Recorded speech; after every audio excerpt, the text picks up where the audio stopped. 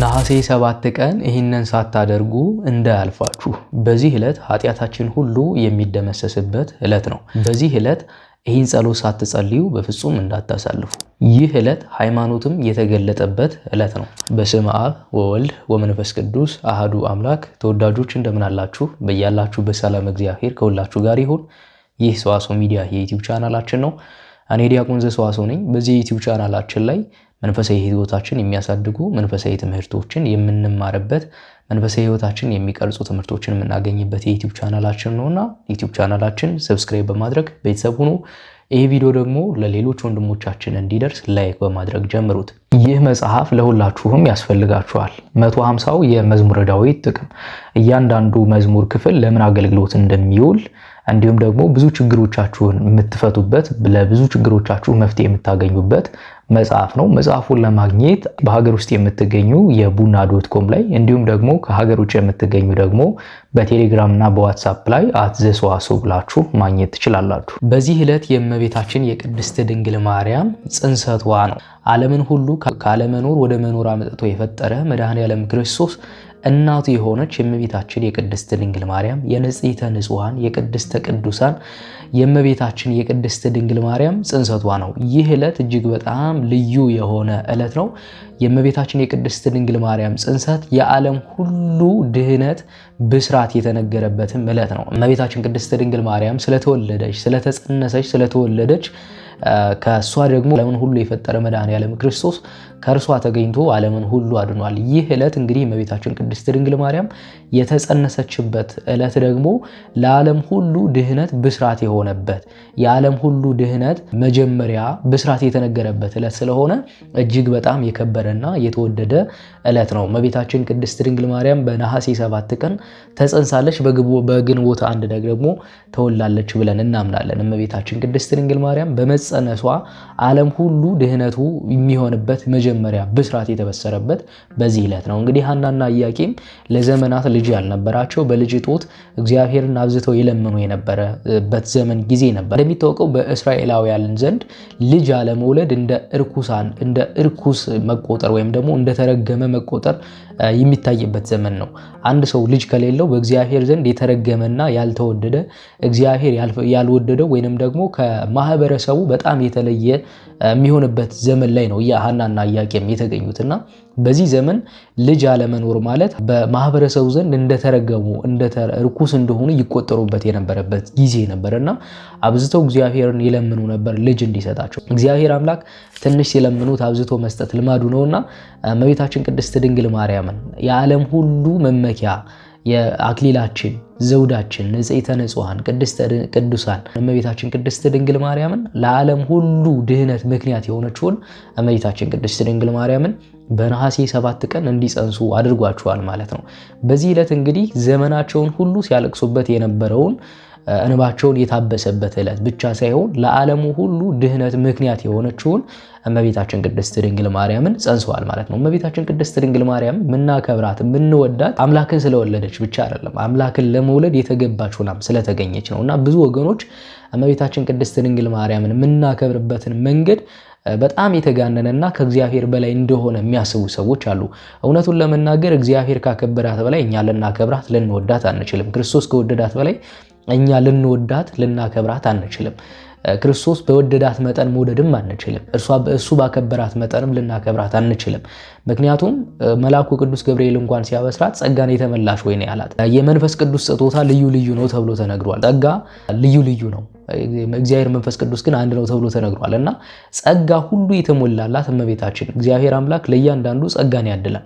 ለእመቤታችን ግን ጸጋውን ሁሉ የጸጋ ግምጃ ቤት ነው ያደረጋት። ጸጋውን ሁሉ ነው የመላላትና ጸጋ ለሞላለት ደግሞ ልትሰጡት የምትችሉት ወይንም ደግሞ ልታቀርቡለት የምትችሉት ምስጋና የለም። ምክንያቱም ጸጋ ሁሉ ከእርሷ ይገኛልና እና እመቤታችን ቅድስት ድንግል ማርያም እግዚአብሔር ያከበራት ጸጋን ሁሉ በመስጠት ነው። የሌላት ጸጋ የለም ማለት ነው እመቤታችን ቅድስት ድንግል ማርያም እና ምናከብራት ምንወዳት አምላክን ስለወለደች ብቻ ሳይሆን ለመውለድም በቅታ የተገኘች ስለሆነች ነው።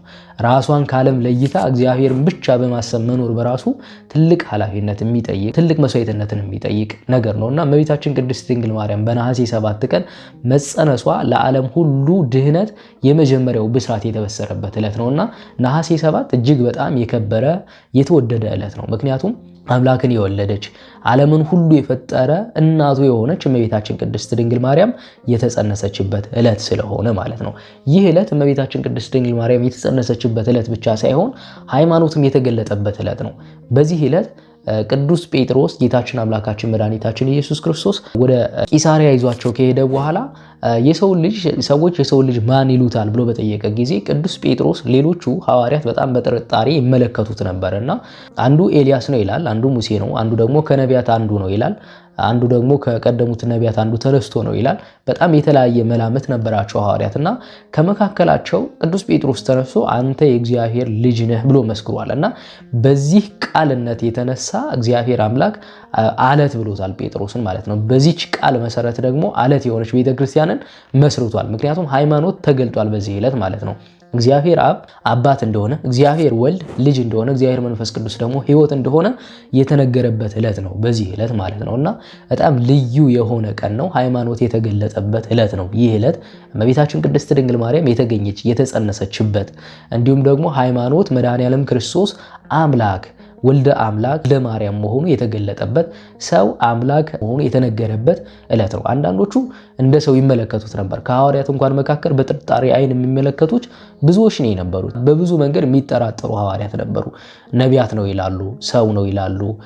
ብዙ መላመት ስለነበረ ቅዱስ ጴጥሮስ ግን እግዚአብሔር መንፈስ ቅዱስ ገልጦለት አንተ የእግዚአብሔር ልጅ ነህ አለው። የእግዚአብሔር ልጅ ነህ ማለት አምላክ ነህ እንደማለት ነው። ምክንያቱም ሰው የሚወልደው ሰውን ነው፣ እንስሳት የሚወልዱት እንስሳትን ነው፣ እግዚአብሔር የሚወልደው ደግሞ እግዚአብሔርን ነው።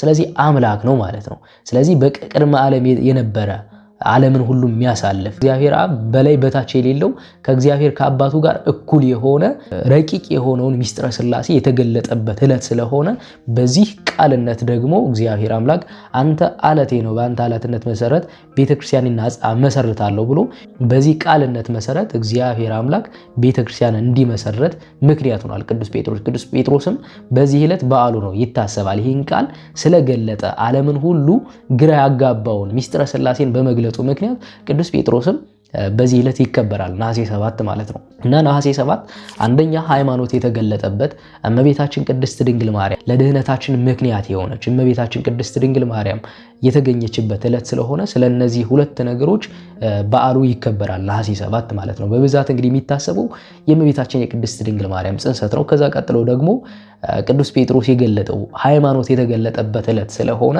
ይታሰባል ማለት ነው። ስለዚህ ሃይማኖት የተሰጠ ነው። ብዙዎች የሚሳሳቱበት ብዙዎች የሚሰናከሉበት ነገር ሃይማኖት ነው አይደል? ሃይማኖት ማለት በእግዚአብሔር አብ ወልድ መንፈስ ቅዱስ ማመን ማለት ነው። ይህ የተገለጠ ደግሞ በእመቤታችን በቅድስት ድንግል ማርያም ነው። ምክንያቱም እመቤታችን ቅድስት ድንግል ማርያም ከእርሷ የተገኘው ፍሬ በነገራችሁ ላይ የሰው ልጅ ከበደለ በኋላ በደሉ ድህነት ያገኘው ሰውም አምላክም በሆነ ነው። መላእክት እንዳያድኑ እንደ ሰው መውለድ መዋለድ አይችሉም። እንደገና ነቢያትም ቢሆኑ ደግሞ ራሳቸው ሙተው መነሳት አይችሉም። ነቢያትም ብዙ ሞክረዋል።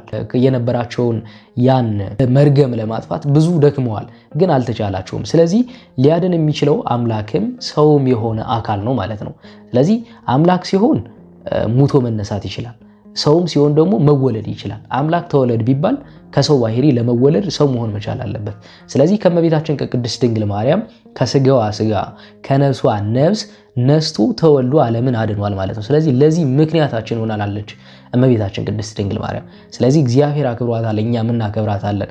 እግዚአብሔር ወዷታል፣ እኛ ወልዳታለን።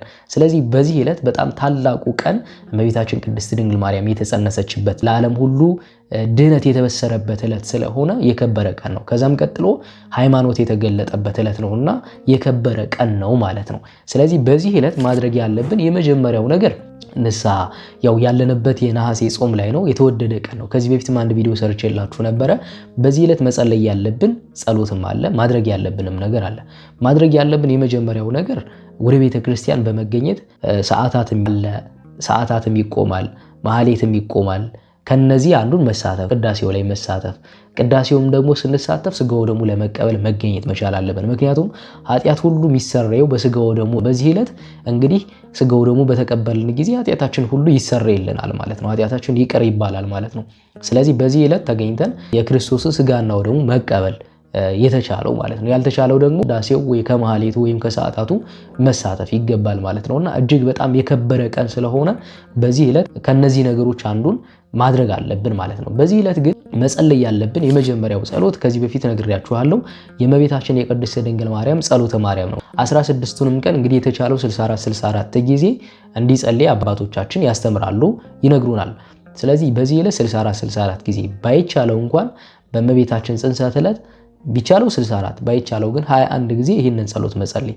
ከዛ ቀጥሎ የእመቤታችን የቅድስት ድንግል ማርያም ውዳሴ ማርያምን የሰባቱንም ዕለት በዚህ ዕለት መጸለይ ያስፈልጋል። ከተቻለ እንግዲህ ደግሞ ቅዳሴዋንም አብሮ ማካተት ያስፈልጋል ማለት ነው። ከዕለት ጸሎታችን በተጨማሪ ነው እነዚህ ጸሎቶች የምንጸልያቸው ማለት ነው። ከዛ በመቀጠል ደግሞ ሃይማኖት የተገለጠበት ዕለት ስለሆነ ጸሎተ ሃይማኖት በዚህ ዕለት አብዝተን የምንጸልይ የጸሎት ክፍል ነው ማለት ነው። ስለዚህ ቢቻለን 12 ጊዜ በ12ቱ ሐዋርያት ስም፣ ምክንያቱም ወንጌልን በማስተማር የጸኑ ሃይማኖትን ዓለም ሁሉ ያዳረሱ 12ቱ ሐዋርያት ናቸው።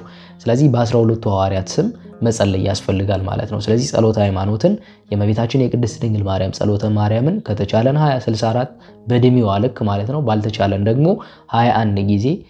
ከዛ በመቀጠል ውዳሴዋን የሰባቱንም ዕለታት መጸለይ ከተቻለ ቅዳሴዋን ማካተት ያስፈልጋል ማለት ነው። ስለዚህ በዚህ ዕለት የከበረ ሃይማኖት የተገለጠበት ለዓለም ሁሉ ድህነት ምክንያት የሆነች እመቤታችን ቅድስት ድንግል ማርያም የተጸነሰችበት ዕለት ስለሆነ በጣም የከበረና ኃጢአታችን ሁሉ የሚደመሰስበት ዕለት ስለሆነ ከነዚህ ነገሮች መሳተፍ ያስፈልጋል። በቅዳሴው፣ በማህሌቱ፣ በሰዓታቱ እንዲሁም ስጋው ደግሞ በመቀበል በዚህ ዕለት እንደ ክርስቲያን እነዚህ ነገሮች አድርገን በማሳለፍ ይኖርብናል ማለት ነው። እነዚህ ነገሮች እያደረግን ስናልፍ እግዚአብሔር አምላክ እኛን ይመለከታል፣ ለኃጢአታችንም ደግሞ ስርየት ይሰጠናል። በዚህ ዕለት አንደኛው የምንማጸነው ደግሞ በህይወታችን ግራ የገባን ነገር ሊኖር ይችላል።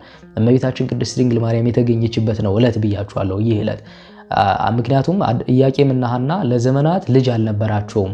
በልጅ በማጣት እጦት በጣም ብዙ ተቸግረው በማህበረሰቡ ዘንድ ተገለው የነበሩ ነበርና የተጨነቁበት ዘመን ስለነበረ እግዚአብሔር አምላክ ደግሞ ለጭንቀታቸው ለነሱ ጭንቀት ብቻ ሳይሆን የዓለምን ጭንቀት ሁሉ የምታስወግደውን እመቤታችን ቅድስት ድንግል ማርያም ሰጥቷቸዋልና በዚህ ዕለት ተንበርክከን የእመቤታችን ጸሎተ ማርያም እየጸለይን ለዓለሙ ሁሉ ድህነትን እንዳስገኘች ለኛም ደግሞ ፍስሐ ደስታ የሆነውን ነገር የልባችን ቋጠሮ ሁሉ ብንነግራት በሁሉንም ነገር ታስተካክለንላለች እና እመቤታችን ወደሷ በመልጃ ወደ እግዚአብሔር እንድታደርስልን መማጸን ያስፈልጋል ማለት ነው። ጸሎት ሁሉ በእመቤታችን በቅድስት ድንግል ማርያም ወደ እግዚአብሔር ያርጋልና በዚህ ዕለት መጸለይ ያስፈልጋል ማለት ነው። እንግዲህ ከነዚህ ነገሮች የተቻለንን ሁሉ እናድርግ። እግዚአብሔር አምላክ ሞያለ ጾሙን ያስፈጽመን። ከእመቤታችን ከቅድስት ድንግል ማርያም ረድኤት በረከት ያሳትፈን።